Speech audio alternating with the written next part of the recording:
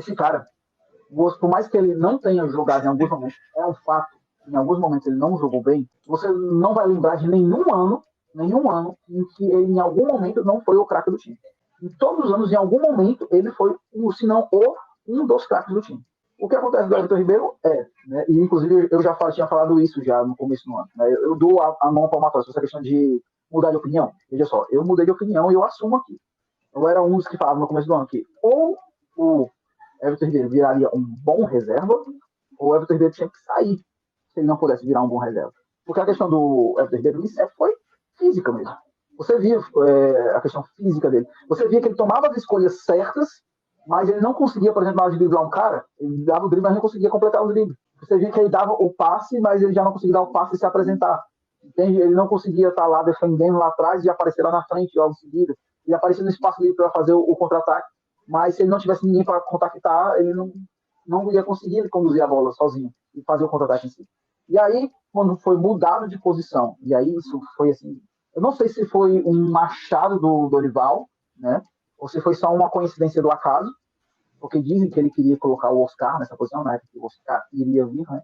Mas essa mudança de posicionamento do Everton Ribeiro foi primorosa, porque muito se falava lá atrás sobre tornar o Everton Ribeiro um segundo volante, né? Por quê? Porque por N motivos que a gente está vendo aqui agora sobre criação.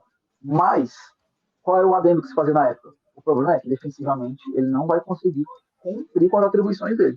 Quando a gente cria essa linha de 3 volantes, você consegue fazer com que o Everton Ribeiro dê o melhor dele, porque ele vai jogar pelo meio, ele vai continuar extremamente associativo, ele joga pelo lado direito, onde ele pode ocasionalmente cair para o lado e usar a perna esquerda para finalizações e afins, e ele não fica tão sobrecarregado na marcação. Então você contribui com o melhor dele, sem necessariamente ferrar ele. Olha aí, não, olha, calma aí, veja bem. É completamente o contrário. Eu vou até ler. Anderson Rolando para admitir que o Rodinei potencializou o Everton Ribeiro. É completamente ao contrário, certo?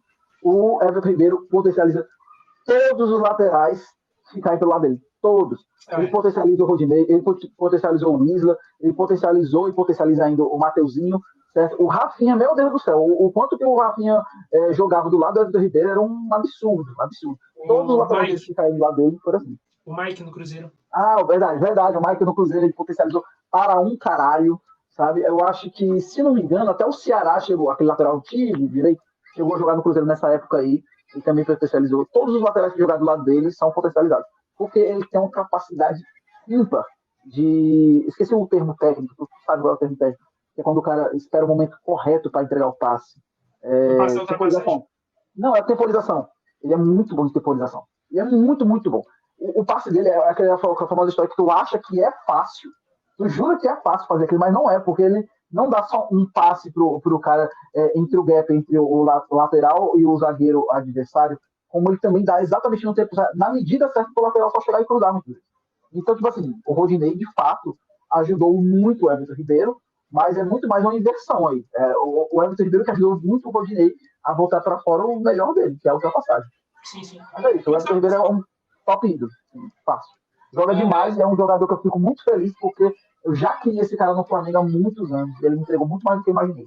Mas só para complementar o comentário que eu tinha para fazer, sobre o papel dele como um terceiro homem de meio campo, ou para alguns um segundo volante, como queiram chamar, a tentativa de trazer o Everton Ribeiro para jogar mais recuado não é nova.